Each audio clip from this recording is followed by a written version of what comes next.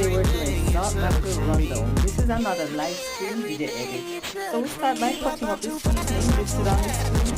Then we just saute them a bit, and then we add our coconut milk and just let it cook up.